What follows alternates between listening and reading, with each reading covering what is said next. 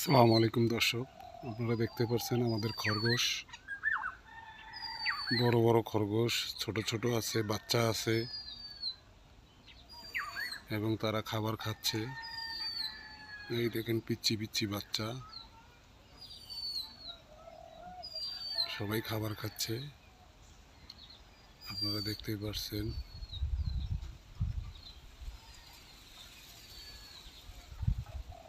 আয় আয় আয় আয় আয় আয় আয়, কত সুন্দর, সব সাদা।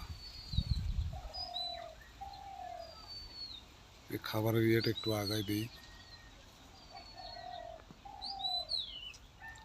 পিচ্চি, দৌড়িস না, থাক, দৌড় দেশকে সরাই দিলাম একটু।